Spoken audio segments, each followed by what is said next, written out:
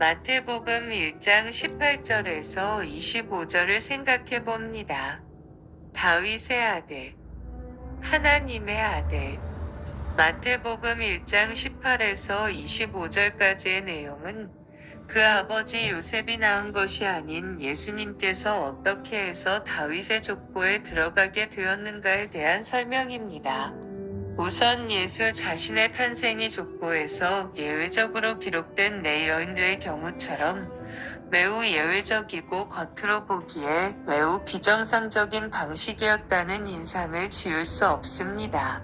예수님 자신도 마치 다윗의 족보에 특별한 방식으로 편입된 혹은 입양되었다는 인상을 줍니다. 네 여인들의 비정상적인 결혼은 마리아의 경우 역시 비정상적이라는 점에서 매우 가깝게 느껴집니다. 이렇게 마태의 족보와 예수님의 탄생 이야기를 서로 연결해서 읽으면 네 여인들의 경우가 모두 비정상적이고 불명예스러웠다는 점과 마리아의 경우 하나님께서 직접 성령으로 간섭하셨다는 두 가지 사실이 마치 죄와 은혜처럼 서로 극단적으로 다르면서도 동시에 서로 가장 가까이 연관되도록 기록되었다는 것을 알게 됩니다. 즉, 이 5 여인의 경우는 모두 예외적이라는 점에서 그 네 여인들의 이방인됨과 하나님과 동떨어진 죄된 삶이 마리아에게 베푸신 하나님의 은혜와 그 내러티브의 문맥 깊은 곳에서 서로 만나고 있습니다. 그래서 18에서 25절의 내용은 단순한 크리스마스 이야기가 아닙니다. 여기에는 베들레헴 구유도 없고 목동들의 방문 소식도 없으며 천사들의 합창도 들리지 않습니다. 마태가 기록하는 예수님의 탄생 이야기는 이렇게 비정상적으로 태어난 예수가 어떻게 다윗의 계보에 들어갔으며 또한 그 의미가 무엇인가를 밝히는 데 초점이 있습니다. 예수님은 의로운 요셉의 아내 마리아를 통해 다윗의 족보에 입양됩니다. 천사가 요셉에게 예수를 받으라고 말했고 요셉은 그렇게 순종했습니다. 여기서 마태는 요셉을 의로운 사람이라고 표현하는데 마태복음에서는 매우 중요한 개념입니다. 이 경우에도 잘 드러나 있지만 요셉의 특징은 긍휼이요 사랑입니다. 이후에도 마태는에 대한 이러한 해석을 그의 율법 이해를 통해 계속해서 드러냅니다. 천사의 명령과 의로운 요셉의 순종으로 결국 성령으로 잉태된 그 아이는 합법적인 다윗의 후손이 됩니다. 즉, 예수님은 합법적인 다윗의 후손이지만 동시에 예외적으로 성령으로 잉태된 하나님의 아들이라는 이중적 정체성을 갖게 됩니다. 이 두 가지 사실을 함께 생각하면 매우 흥미롭습니다. 앞서 말한 것처럼 예수님의 출생이 예외적이라는 점을 고려할 때 우리는 마리아와 함께 기록된 족보의 다른 네 여인들의 경우를 떠올릴 수밖에 없습니다. 예수님께서 요셉을 통해 다윗의 계보에 입양된 합법적인 다윗의 후손이라는 사실과 동시에 마리아를 통한 출생의 그 예외성을 통해 드러난 암시들을 생각해보면 결국 마태가 23절과 25절에 말한 내용을 이해할 수 있게 됩니다. 즉, 예수님은 그 기다렸던 다윗의 아들, 곧 영원한 왕권을 받을 메시아입니다. 이제 그 다윗의 아들이 왔고 이는 곧 임마누엘 하나님이 이스라엘에게 돌아오사 그의 백성들과 함께 거하십니다. 하지만 구약의 다른 왕들과는 달리 예외적으로 성령을 통해 나신 예수가 자기 백성을 저희 죄에서 구원하실 자임이 선포되었습니다.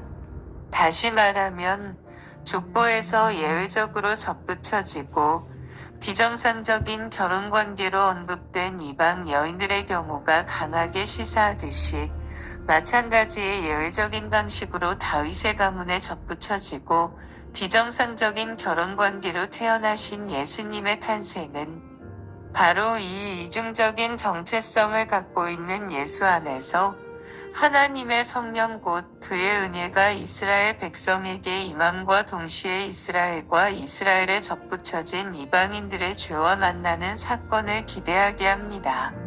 실로 예수님은 과연 자기 백성을 저희 죄에서 구원하실 자이십니다. 그분 안에서 은혜와 죄의 만남과 교차가 일어날 것입니다. 하나님의 성령의 은혜가 이스라엘과 거기에 접붙여진 이방인들을 함께 만나게 됩니다. 이 예외성을 통해 또한 하나님의 은혜와 인간의 죄가 서로 만납니다.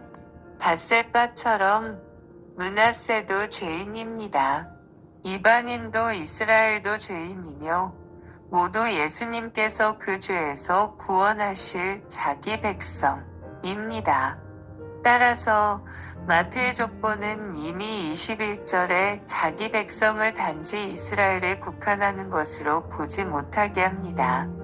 마태가 기록한 족보와 예수의 탄생 이야기는 결국 성령으로 잉태되신 예수 그 하나님의 아들이 어떻게 다윗의 족보에 접붙여지며 이스라엘이 기다려왔던 그 다윗의 아들이 곧 하나님의 아들이며 예수는 이렇게 하나님의 아들로서 다윗의 아들이라는 사실을 선포합니다. 다윗의 아들인 예수는 그 신분상 이미 하나님의 아들임이 밝혀집니다. 마태복음에서 다윗의 아들과 하나님의 아들이라는 예수님의 정체성은 이렇게 서로 분리되지 않습니다. 성령으로 잉태되신 하나님의 아들로서 예수님이 동시에 다윗의 아들로 인정되었다는 것은 이제 이스라엘이 기다려왔던 그 다윗의 왕국 그 영원한 나라가 성령으로 잉태되신 하나님의 아들의 사역을 통해 이루어질 것임을 말합니다. 마치 하늘이 땅으로 내려오는 것처럼 이제 하늘의 역사가 이 땅의 역사 속으로 들어와 하늘과 땅이 얽히는 새로운 드라마가 시작됩니다. 이 종말에 세워지는 다윗의 왕국, 새 이스라엘은 그러므로 단지 이스라엘이라는 민족에 국한된 역사가 아닙니다. 종말의 다윗의 아들인 예수께서 이미 하나님의 아들이십니다.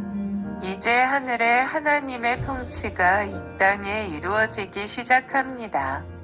마태의 족보는 이러한 하늘의 계획이 이미 오래전부터 이스라엘 역사 속에 스며들어 왔음을 보여줍니다. 이방인들과 죄인들이 이 역사에 참여했고 이미 오래전부터 접붙여져 왔습니다. 이제 이스라엘은 그 기다리던 다윗의 아들을 맡게 되었습니다. 그리고 그의 사역은 이스라엘에게 집중될 것이지만 결국 그의 통치는 이스라엘이라는 민족적 제한에 머물지 않을 것입니다. 그는 이미 하나님의 아들로서 다윗의 아들이기 때문입니다. 그리고 그의 통치의 특징은 성령일 것입니다. 또한 그의 통치의 특징은 죄사함을 통한 구원일 것입니다. 그가 세우는 나라, 그의 종말의 통치는 죄사함의 은혜와 성령의 역사가 새 이스라엘을 통해 열방에까지 미치는 영원한 통치가 될 것입니다. 하나님께서 자기 백성에게 오신 것입니다. 이제 이 하나님의 아들 이요 다윗의 아들인 예수를 통해 하늘의 뜻이 이 땅에 이루어지기 시작한 것입니다. 예수님께서는 이렇게 기도하라고 가르치셨습니다. 나라가 임하옵시며 뜻이 하늘에서 이루어진 것 같이 땅에서도 이루어지이다. 감사합니다.